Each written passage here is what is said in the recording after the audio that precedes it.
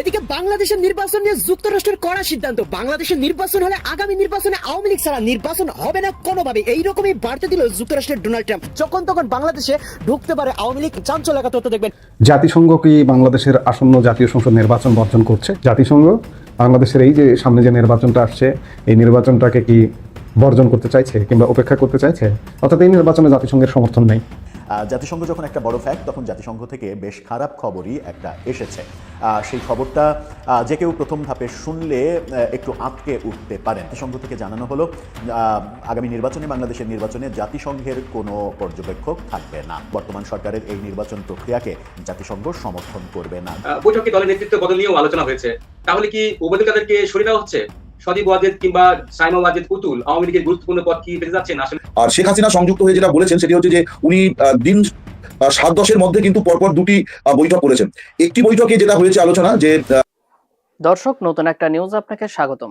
প্রিয় দর্শক, বাংলাদেশের যে বর্তমান রাজনৈতিক প্রেক্ষাপট এবং যে পরিস্থিতির সৃষ্টি হয়েছে তারই আলোকে আপনাদের সামনে কয়েকটা গুরুত্বপূর্ণ খবর নিয়ে হাজির হয়েছি, যার কিছুটা অংশ বিশেষ ইতিমধ্যেই ভিডিও শুরুতেই দেখেছেন।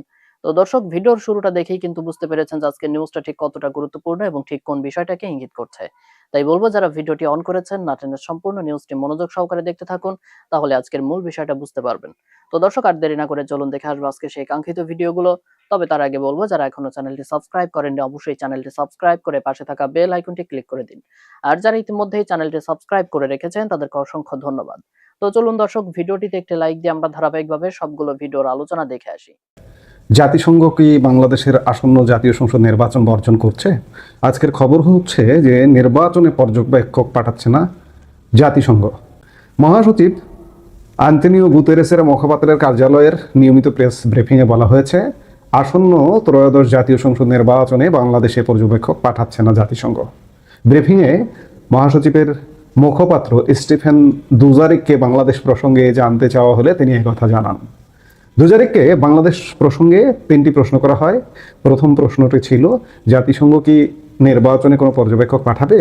প্রশ্নের জবাবে দুজারিক বলেন, না, সাধারণ পরিষদ বা নিরাপত্তা পরিষদের ম্যান্ডেট বা অনুমোদন ছাড়া জাতিসংঘ নিজে থেকে কোনো পর্যবেক্ষক পাঠায় না, ফলে আমরা এখন আর এটি করি না। তবে নির্বাচনের ক্ষেত্রে জাতিসংঘ কান্ট্রি অফিস প্রায়ই কারিগরি সহায়তা দিয়ে থাকে। তারা এ ধরনের কোনো সহায়তা দিচ্ছে কিনা তা আমি আপনাদের জেনে জানাতে পারি। স্টিফেন দুজরিকের কাছে দ্বিতীয় প্রশ্ন ছিল, বাংলাদেশ জাতীয়তাবাদী দল বিএনপির ভারপ্রাপ্ত চেয়ারম্যান তারেক রহমান 17 বছর পর দেশে ফিরেছেন। গণতন্ত্রে বাংলাদেশের উত্তরণের পটভূমিতে তার এ ফিরে আসাকে আপনারা কিভাবে দেখছেন? জবাবে মুখপাত্র বলেন, আমি সংবাদ বিশ্লেষণ করি না, খবর বিশ্লেষণ করা সাংবাদিকদের কাজ। আমরা শুধু বাংলাদেশের জনগণের রাজনৈতিক আকাঙ্ক্ষা এবং অবাধ মত প্রকাশের মাধ্যমে যে নির্বাচন হবে তাকে সব উপায়ে সমর্থন দিয়ে যাব। তৃতীয় প্রশ্নে সাবেক প্রধানমন্ত্রী খালেদা জিয়ার মৃত্যুতে প্রতিক্রিয়া জানতে চাইলে জাতিসংঘ মহাসচিবের মুখপাত্র বলেন, তার মৃত্যুতে আমরা স্বাভাবিকভাবেই তার পরিবার ও বাংলাদেশের জনগণের প্রতি গভীর সমবেদনা জানাচ্ছি। কি হলো? জাতিসংঘ বাংলাদেশের এই যে সামনে যে নির্বাচনটা আসছে, এই নির্বাচনটাকে কি বর্জন করতে চাইছে কিংবা উপেক্ষা করতে চাইছে? প্রথমত, তিনি বা তারা জাতিসংঘ পর্যবেক্ষক পাঠাচ্ছে না। দ্বিতীয় প্রশ্ন, এই যে তারেক রহমান যে দেশে এসছেন, এই তারেক রহমানের দেশে আসার প্রশ্নেও জাতিসংঘ কিংবা মহাসচিবের মুখপাত্র এড়িয়ে গেলেন। গণতন্ত্রের উত্তরণের পথে তারেক রহমানের আশাটা কি কোনো সহায়ক হবে কিনা উত্তর দেননি কিন্তু সরাসরি। তৃতীয় প্রশ্নে খালেদা জিয়ার মৃত্যুতে তারা সমবেদনা জানিয়েছেন। প্রথমত, বিশেষ করে একজন বাংলাদেশের সাবেক প্রধানমন্ত্রী মারা গেছে, এই শোক সমবেদনা সবাই জানিয়েছে।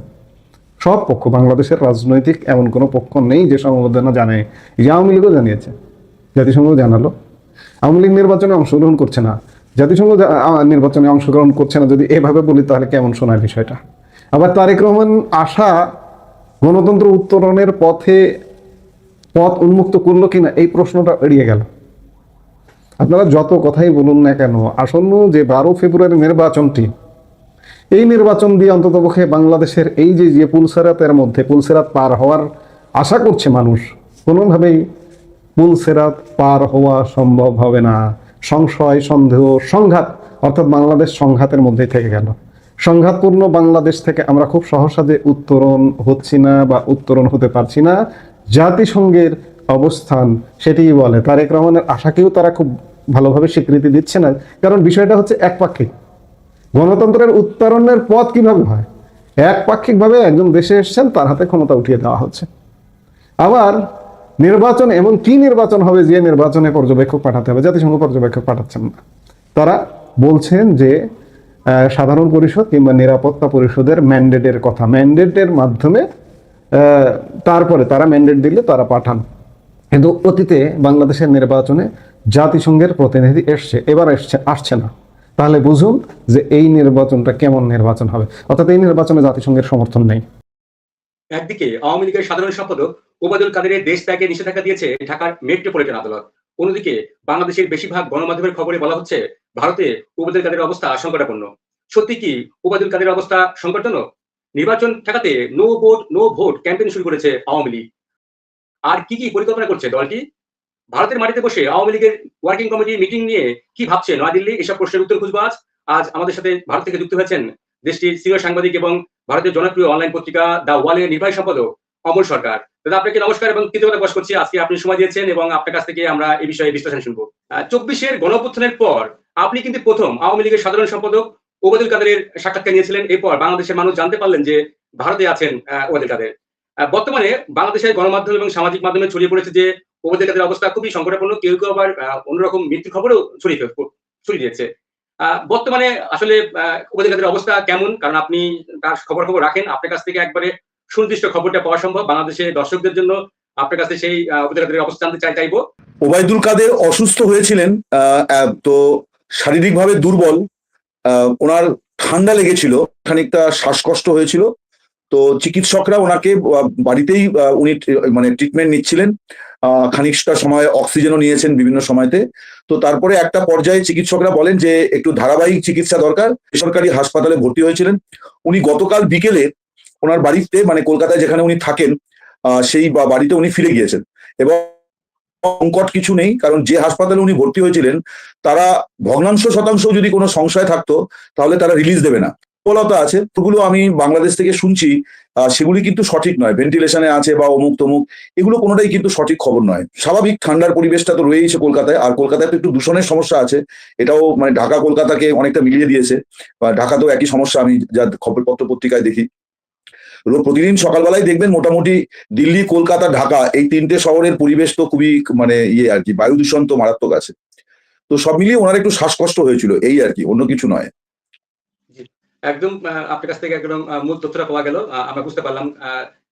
আওয়ামী লীগের তো ওয়ার্কিং কমিটির বৈঠক হয়েছিল, সেই নিয়ে আপনি একটি প্রতিবেদন করেছেন আপনার পত্রিকাতে।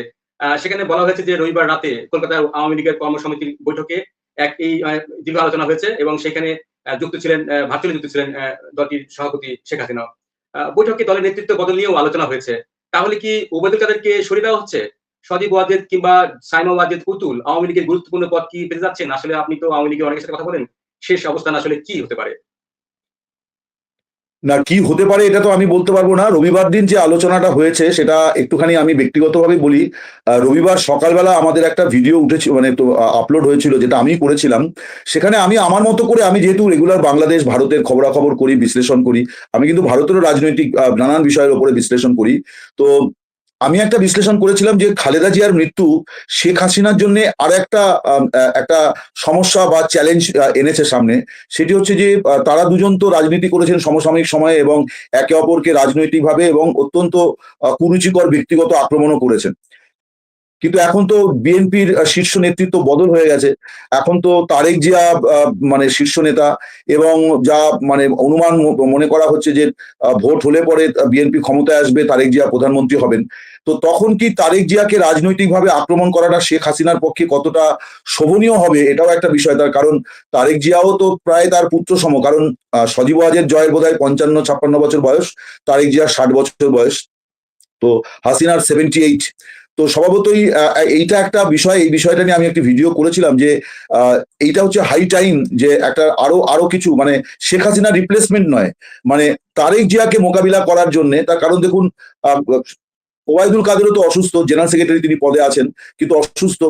তো এই সমস্ত কারণে আমি বলেছিলাম যে এটাও আওয়ামী লীগের এখন একটা ভাবনার বিষয়, এবং নেতৃত্ব ইয়ের জন্য কি বলে, নেতৃত্ব নেওয়ার জন্য ক্রাইসিসটা হচ্ছে কিন্তু যে কোনো নেতার সবচেয়ে বড় কর্তব্য এবং দায়িত্ব। মানে আপনি সুদিনে নেতৃত্ব এলেন, এটা থেকে আপনি দুর্দিনে দলকে নেতৃত্ব দিচ্ছেন, এটা অনেক বেশি গুরুত্বপূর্ণ।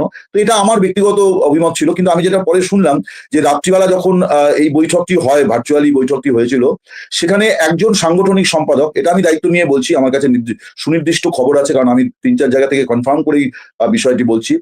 একজন সাংগঠনিক সম্পাদক তিনি এই প্রসঙ্গটি তোলেন যে তারেক জিয়া তো বা বিএনপির এখন মানে সুপ্রিমো, তো মানে আমাদেরও একটুখানি ওর সমবয়সী কাছাকাছি কোনো একজনকে সামনে আনা দরকার, যিনি রাজনৈতিকভাবে মোকাবিলা করবেন। তো এই প্রসঙ্গটি সেখানে আলোচনা হয়েছে, এবং এই বক্তব্যের সঙ্গে মানে অধিকাংশই দেখুন, মানে একটা বৈঠকে তো সবাই কথা বলে না, কিন্তু যারা বলেননি, আমি এরকম দুজনের সঙ্গে কথা বলেছি, তারাও কিন্তু এই মানে বক্তব্যটার সঙ্গে সহমত। তবে বৈঠকে একাধিক নেতা কিন্তু বলে যে এটা একটা সঠিক মানে আলোচনার বিষয়, সঠিক বিষয়, এটা নিয়ে আমাদের ভাবনা চিন্তা করা উচিত। তো এখানে যেটা হয় যে ওই সময়তে শেখ হাসিনা সংযুক্ত হননি, শেখ হাসিনা একটু পরে সংযুক্ত হয়েছেন, তো তাকে এটা কনভে করে দেওয়া হবে, এইরকমই আলোচনা ওখানে হয়েছে, যে তাকে এটা কনভে করে দেওয়া হবে যেরকম তারা মনে করছেন। আর শেখ হাসিনা সংযুক্ত হয়ে যেটা বলেছেন সেটি হচ্ছে যে উনি দিন 7-10-এর মধ্যে কিন্তু পরপর 2টি বৈঠক করেছেন। একটি বৈঠকে যেটা হয়েছে আলোচনা, যে সেটাও একটা ওয়ার্কিং কমিটির বৈঠক ছিল, সেখানে উনি বলেছিলেন যে দল যেন এই প্রচারটা করে যে আওয়ামী লীগ নির্বাচন বয়কট করছে না, আওয়ামী লীগ নির্বাচনে অংশ নিতে চায়, আওয়ামী লীগকে নির্বাচনে অংশ নিতে দেওয়া হোক। আওয়ামী লীগ নির্বাচনী বয়কটের রাস্তায় নেই, যেটা বিএনপি করেছে আওয়ামী লীগ জমানায় বয়কট বা বিভিন্ন, তো আওয়ামী লীগ সেটা করতে চায় না, আওয়ামী লীগ নির্বাচনের পক্ষপাতী।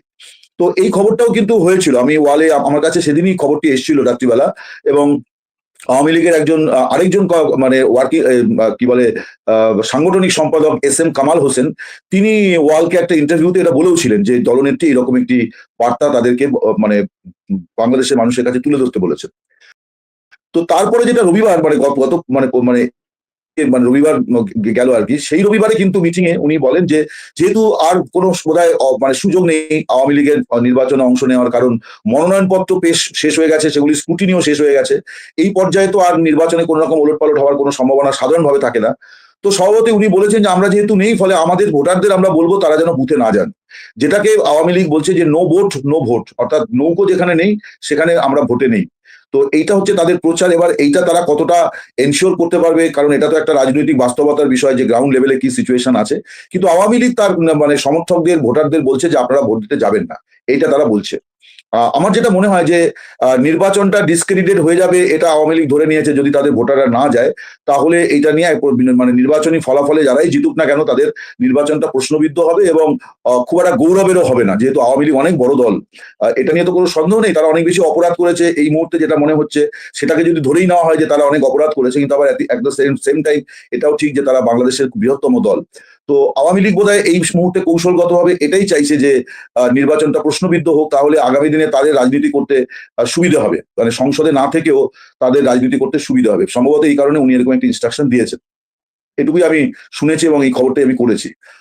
অনেকেই আমার কাছে জানতে চাচ্ছিলেন যে বর্তমানে বাংলাদেশে যে একটা অনিশ্চিত অবস্থা বিরাজ করছে, বিশেষ করে নির্বাচন হবে কি হবে না, তারেক রহমান আসার পরে দেশের সিনারিও অন্তত দৃশ্য তো অনেকখানি বদলে গেছে, তো সব মিলিয়ে সেনাবাহিনীর ভূমিকাটা এই মুহূর্তে কি, তো সেটা নিয়ে কিছু ইনফরমেশন আমি কালেক্ট করেছি, তো সেটা নিয়ে আমি কথা বলবো। তার আগে আমি একটু ডক্টর ইউনূসের ম্যাজিক নিয়ে কথা বলতে চাই। আপনাদের নিশ্চয়ই মনে আছে যে ডক্টর ইউনূস যখন গত বছরের 5ই অগস্ট এই রেজিম চেঞ্জের পরে 8ই অগস্ট যখন ক্ষমতা নিল, তখন তার যারা সমর্থক ছিল তারা মানে উঠতে বসতে ইউনূস ম্যাজিকের কথা বলতো আর কি, এবং সবাই বলতো ভাই লোকটার একটু থামান, সে মানে এত ফেরেস্তা লেভেলের এবং বাংলাদেশের জন্য একটা অসাধারণ মানুষ। মানে বাংলাদেশে ফ্যাসিস্ট সরকার চলে গেছে, এবার আমরা বেস্ট পার্সনকে নিয়ে আসছি, সে আবার শান্তিতে নোবেল পাইছে, এবং শান্তিতে নোবেল পাইলে কি হয় এটা এখন পৃথিবীতে খুব আলোচনা হচ্ছে। মানে যদি দেখেন যে কোনো দেশে কাউকে শান্তিতে নোবেল দেওয়া হচ্ছে, তাহলে বুঝবেন যে ওই দেশের খবর হয়ে গেছে। এবং 3 শান্তি বা কাকির কথা বলা হচ্ছে, একটা হলো যে মিয়ানমারের অং সান সুচি, তারপরে আমাদের ডক্টর ইউনূস, আবার ভেনিজুয়েলার মাচাদো,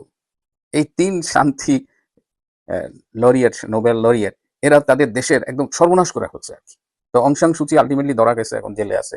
মাচাদো খুব একটা জনসমর্থন পাচ্ছে বলে মনে হচ্ছে না, যে কারণে ট্রাম্পও তাকে নিয়ে খুব একটা আশাবাদী না। কিন্তু ডক্টর ইউনূস বাংলাদেশের যা পাইন মারার এটা মাইরা ফেলছে। এই যে আজকে পেপারে দেখলাম যে বাংলাদেশের যে বার্ষিক উন্নয়ন বাজেট, সেটা তিনি আবার 30,000 কোটি টাকা কমাইছে, এবং এই বাজেটটা কোথায় কোথায় কমাইছে? স্বাস্থ্য এবং সামাজিক সুরক্ষা, এই যে স্বাস্থ্য শিক্ষা, পরিবার কল্যাণ, স্বাস্থ্য সেবা, এবং এইখানে 70% বেশি বাজেট, 70% বেশি বাজেট কাট করছে। এবং সামাজিক সুরক্ষা যেটা শেখ হাসিনা চালু করেছিলেন, বিধবা ভাতা, প্রতিবন্ধী ভাতা, অনেক রকমের মানুষের ভাতা। এবং আমি খুব অবাক হলাম যে মুক্তিযোদ্ধা ভাতা তো ছিলই, সিনিয়র নাগরিকদের জন্য রাষ্ট্র একটা ভাতা দিত আর কি। এরকম এই ভাতাগুলোর পেছনে একটা গল্প আছে। আপনারা জানেন যে আওয়ামী লীগ একসময় বাকশাল কায়েম করেছিল এবং বাকশাল অর্থনীতিতেই তারা বিশ্বাস করত। কিন্তু 1992 সালের 19শে মার্চ তারা মুক্তবাজার অর্থনীতিটাকে অ্যাডপ্ট করে তাদের দলীয় অর্থনৈতিক কর্মসূচি হিসেবে। তো মুক্তবাজার অর্থনীতি আওয়ামী লীগের অর্থনৈতিক কর্মসূচি হিসেবে অ্যাকসেপ্ট করার আগে শেখ হাসিনার একটা কনসার্ন ছিল যে মুক্তবাজার অর্থনীতির মধ্য দিয়ে কি আমার যে সাধারণ মানুষ, দেশের সাধারণ মানুষ, খেটে খাওয়া মানুষ, দরিদ্র শ্রেণী, তাদের প্রোটেকশনটা কিভাবে সরকার দেবে, রাষ্ট্র দেবে, এটা একটা কনসার্ন তার ছিল। এবং এইটার জন্য তিনি আমেরিকায় গিয়ে বিভিন্ন অর্থনীতিবিদদের সাথে ডে লং মিটিং করেছেন।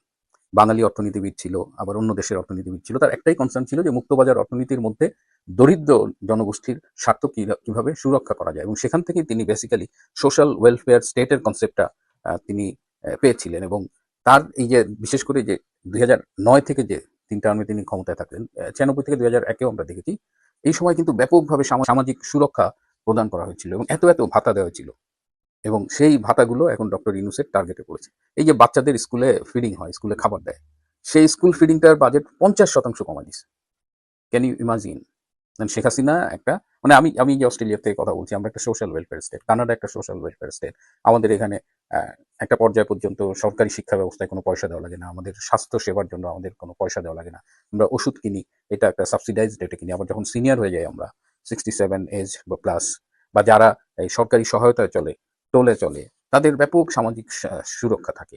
তো এই কনসেপ্টটাই কিন্তু বাংলাদেশে চালু করেছিল। কিন্তু ডক্টর ইউনূস তিনি আসলে তিনি তো বাংলাদেশের যে আয়, সরকারের যে আয়, যে রাজস্ব আয়, এই আয়গুলো তো তার একদম কমে গেছে।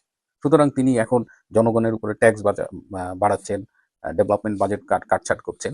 আমার তখন মনে হচ্ছিল যে হায় রে ইউনূস ম্যাজিক।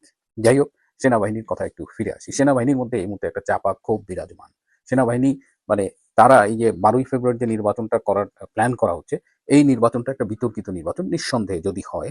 তো সেনাবাহিনী, অধিকাংশ সেনা কর্মকর্তা চাচ্ছে না যে এরকম একটা বিতর্কিত নির্বাচনে সেনাবাহিনী অংশ নিক, এবং সেনাবাহিনী এই বিতর্কের অংশ হয়ে মানে তারা ধিকৃত হবে। ডেফিনেটলি তাদের রোলটা নিয়েও তো সমালোচনা হবে। তো জেনারেলি তারা এটা চাচ্ছে না। তারা বিভিন্নভাবে এটা জেনারেল ওয়াকারকে জানিয়ে দিয়েছে।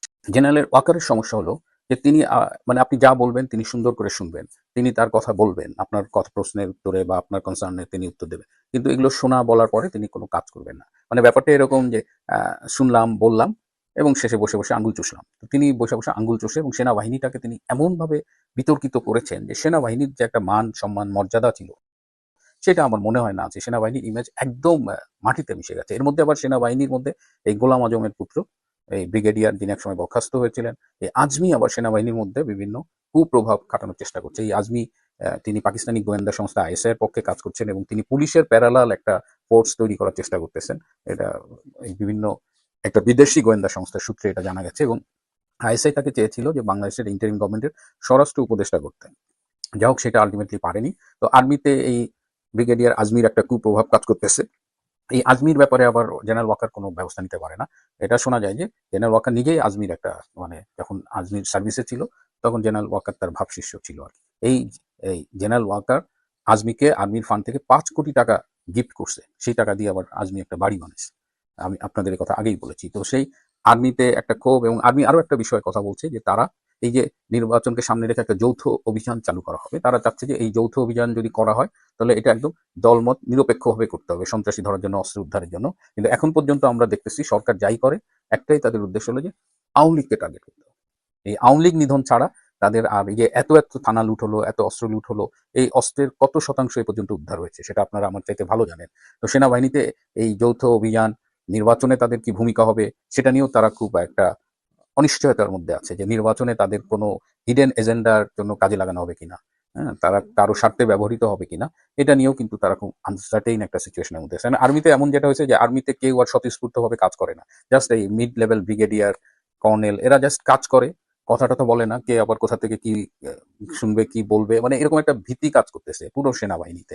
সব মিলিয়ে এই মুহূর্তে ক্যান্টনমেন্ট গুলোতে একটা একটু দম বন্ধ করা অবস্থা বলা যায় আর কি। চাপা খুব বিরাজ করছে। তারা এই আর বাইরে থাকতে চাচ্ছে না, এটা আপনারা জানেন। তারা ব্যারাকে ফিরে এসে তাদের পেশাদারিত্বের সাথে দায়িত্ব পালন করতে যাচ্ছে। কিন্তু এই সব কিছুর পথে প্রধান বাধা হলো জেনারেল ওয়াকার খান। জেনারেল ওয়াকার খান, তার একটা হিডেন এজেন্ডা আছে। তিনি আর্মিকে দিয়ে একটা পলিটিক্যাল উদ্দেশ্য বাস্তবায়ন করতে চান, এবং যদি নির্বাচন হয় জেনারেল ওয়াকার খানের আর্মির ভূমিকা জামাতের পক্ষে হবে কিনা এটা নিয়েও কিন্তু একটা সংশয় আছে। এখন দেখা যাক যে নির্বাচন আদৌ হয় কিনা। তো দর্শক, দেখলেন আজকের সবগুলো ভিডিও। আর এই ভিডিওগুলো সম্পর্কিত যদি কোনো তথ্য বা মতামত থাকে তাহলে তো অবশ্যই কমেন্ট করে জানিয়ে দিন। এতক্ষণ সাথে থাকার জন্য ধন্যবাদ। নিউজটি শেষ করছে এখানেই, ফিরছে আগামী ভিডিওতে নতুন কোনো টপিক নিয়ে। আল্লাহ হাফেজ।